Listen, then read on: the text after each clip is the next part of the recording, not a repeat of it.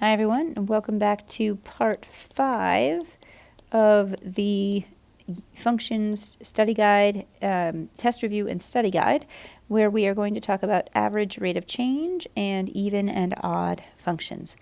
So when we talk about the average rate of change, we are talking about the slope, which is the change in y over the change in x. What I'm asking you for is to find the difference in the y values over the difference in the x values.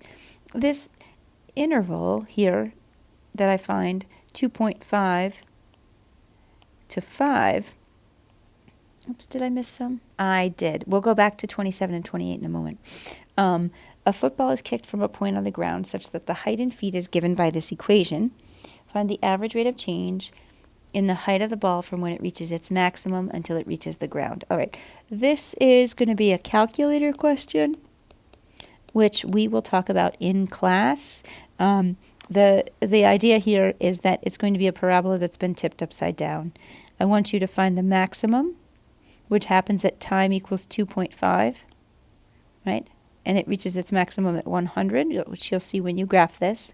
And then I want you to find it until it reaches the ground. That means when h of t is 0. So somewhere down here, when this ball comes back and hits the ground, that you'll see happens at 5 seconds in. So what I'm looking at here is the change in y, which is 0 minus 100, over the change in x, 5 minus 2.5. What I'm looking at is negative 100 over 2.5, which gives me negative 40 feet per second. That is the average rate of change. That's the slope, if you will, between these 2 points. The average rate of change.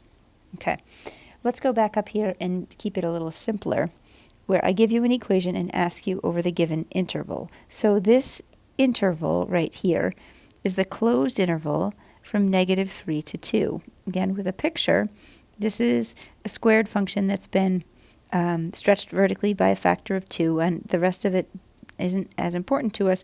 Let's just say that it looks like this for the sake of argument, okay? And I want to know what this looks like over the, let me redraw that just to make it a little bit easier, over the interval, and you could certainly look at this on your calculator, over the interval from negative 3 to positive 2. Let's say that this is negative 3 and this is positive 2. I don't actually know that for sure, but double check it on your calculator. The concept is the same though. Over this closed interval, what's the average rate of change? In other words, what's the slope between those 2 points? What's the slope of that line that connects those 2 points? I'm going to find it conceptually in the same way. It's still the change in y over the change in x. I'm now just taking f of negative 3 minus f of 2, change in y, right? Evaluating the function at those values, those are going to be y values, over negative 3 minus 2. It doesn't matter the order in which you set this up, you'll end up getting 25 over negative 5, which will give you negative 5. That should make sense because this slope is decreasing as I go from left to right, so that means that the slope should be negative. Okay, and 28 also over the interval, so not at a point, but over the interval. Those are x values, not an xy point.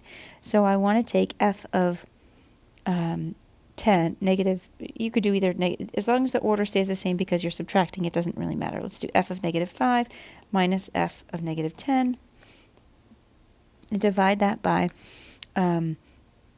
negative 5 minus negative 10.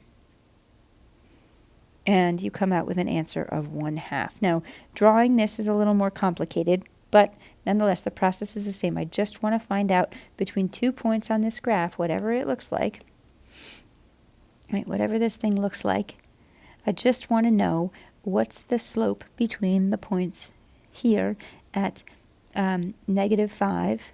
Let's say that's, oops, it's been moved. Anyway, let's say that between negative 5 and negative 10. Okay, change in y over change of x, that is what the average rate of change is, a fancy word for slope. Okay, next we talk about, next we talk about even and odd functions and tests for symmetry.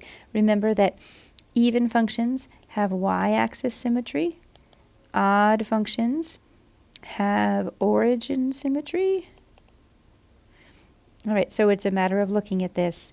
It has y-axis symmetry, so I know that it's even.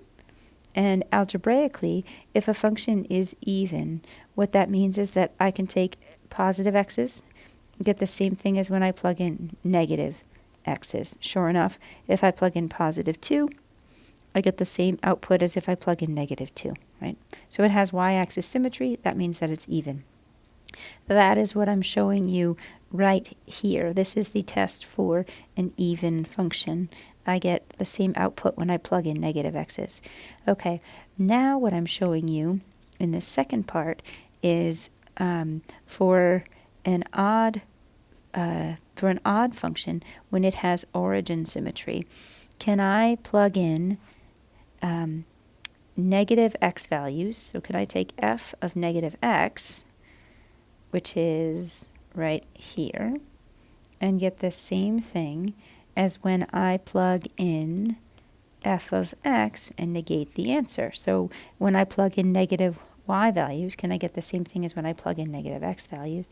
And then when I get the same answer, which is when these answers are the same, then it's an odd function. So when I can plug in negative x values, like negative 2, let's go with, like negative 3, right? Or I can plug in negative y values and work my way backwards. When I plug in negative y, I get the same thing. I would get a positive 3. It has origin symmetry. Okay, I think visually it's easier to see. Algebraically, it might take a little bit of practice. All right, in 31, now you're looking at an absolute value function. And that, you can tell visually, has y-axis symmetry, so it is going to be an even function. You can tell that by when you plug in negative x's, you end up with the same thing that you got when you plugged in positive x's.